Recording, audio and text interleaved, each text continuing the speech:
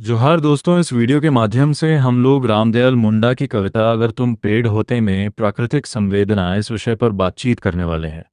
तो दोस्तों, वीडियो को शुरुआत करने से पहले आइए हम सब अगर तुम पेड़ होते कविता को सुनते हैं।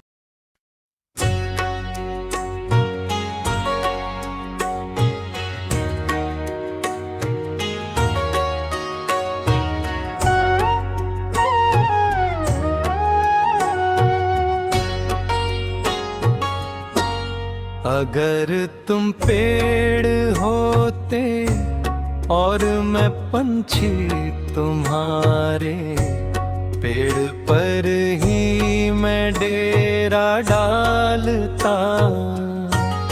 अगर तुम झाड़ी होते और मैं तितर तुम्हारी, झाड़ी में ही मैं वास करता है।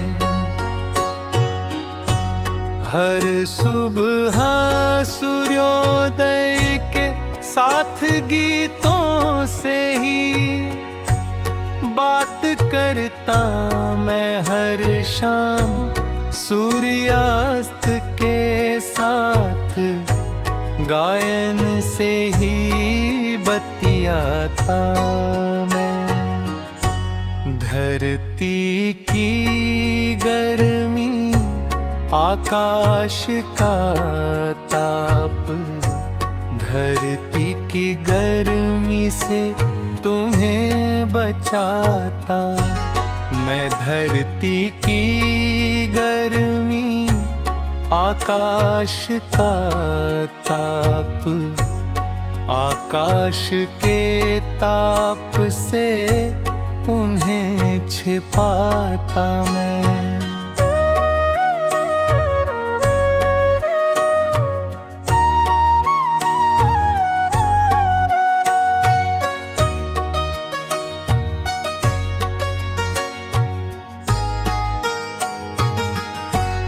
अगर तुम पेड़ होते और मैं पंछी तुम्हारे, पेड़ पर ही मैं डेरा डालता। अगर तुम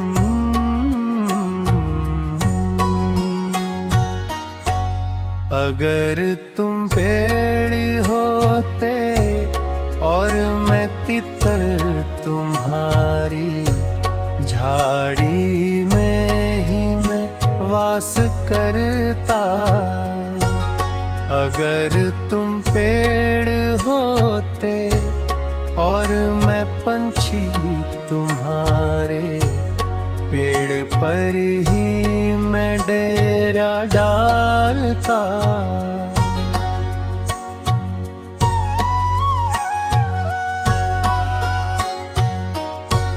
धरती की गर्मी, आकाश का ताप, धरती की गर्मी से तुम्हें बचाता मैं।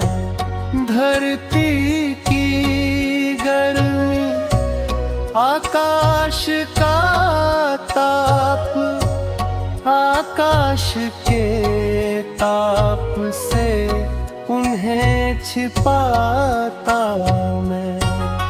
अगर तुम पेड़ होते और मैं पंछी तुम्हारे, पेड़ पर ही मैं डेरा डालता। अगर तुम झाड़ी होते और मैं तितर तुम्हारी, झाड़ी में ही मैं वास करता मैं।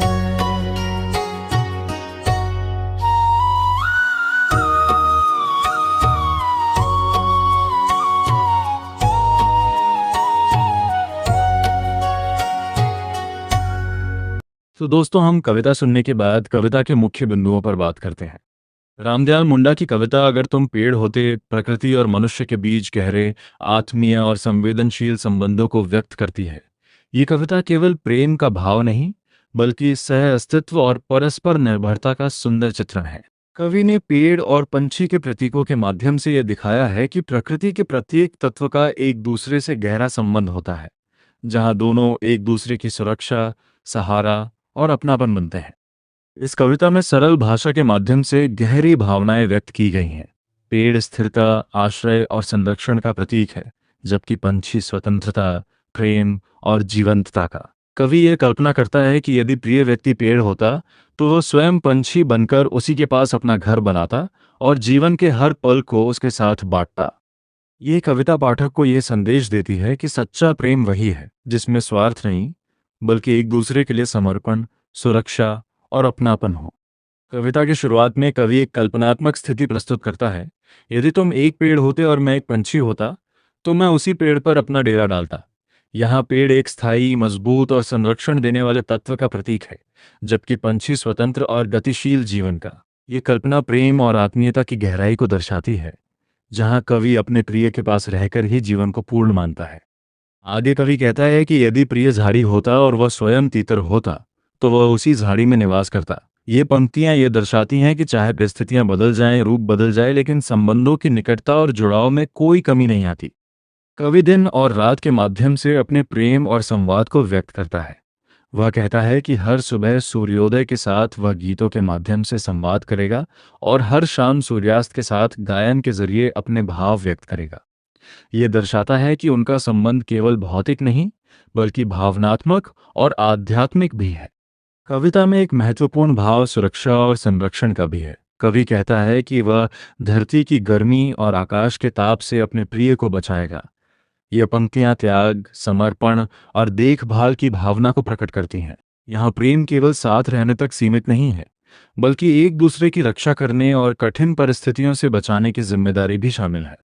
इस प्रकार ये कविता प्रेम, सह अस्तित्व और प्रकृति के साथ गहरे संबंधों की अभिव्यक्ति है। इसमें यह संदेश निहित है कि सच्चा संबंध वही होता है जिसमें दोनों एक दूसरे के लिए आश्रय और सहारा बनते हैं।